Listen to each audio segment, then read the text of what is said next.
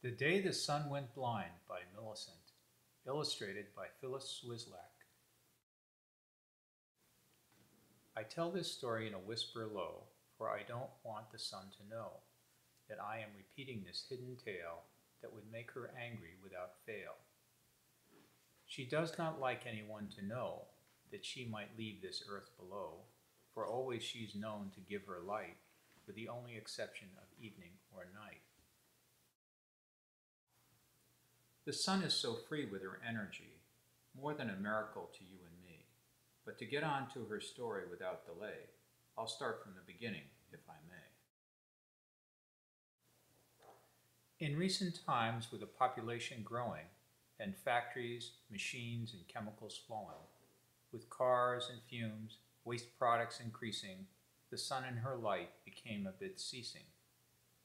When she looked down from her usual spot, her eyes became watery, and she could not sparkle, shine, twinkle, and gleam, or run up and down her favorite stream. She could not dance on a shimmering river. She could not give light to a wave a-quiver. She could not smile on a small rose leaf. She could not play shadow on a reef. She could not understand why, that something was going wrong with the sky. She ran to the sky and asked, "Why? Why, sky? Is something in you going to die?" She looked up and said, "I don't know what the trouble is there below." He said, "I'll try to find a solution. Perhaps it's a word they called pollution." She was saddened and grew very blue, as she kept trying so hard to peep through. She felt she was growing old and weary, her light now becoming more and more dreary. She did not feel that anyone cared, or missed the warmth and love she shared. She felt so lonely, as indeed she should, but answers she would find if she could.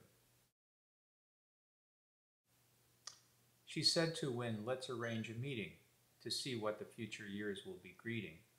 Birds, fish, trees on a hill, the message was sent to all of goodwill.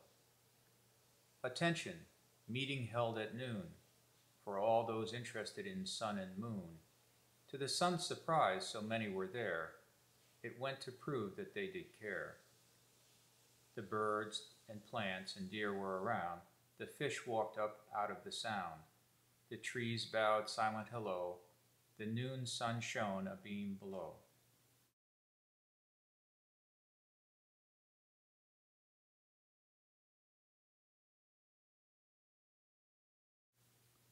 Sun spoke wearily to the friends that came, as all were invited to do the same. The fish spoke of waters no longer clear, and how they too had a darkening fear. The trees spoke in sadness of being cut down. The deer, muskrat, and all around were finding difficulty in keeping their home, let alone the quiet forest to roam. Insects, though small, were having their plight, for chemicals used they no longer could fight. No warmth in the rocks for a snake to curl, nor oyster beds left to offer a pearl. Sun now realized there were many whose hearts were sad for the good and plenty, that man felt it was his right to take and squander as he might. At the end of the council, the solution came, and all nodded and agreed to the same.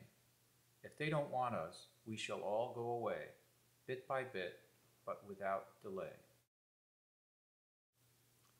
So back they went to their saddened lives, to leave up to man in his own contrives the solution to whether they will stay or go, and only in time will the answer show.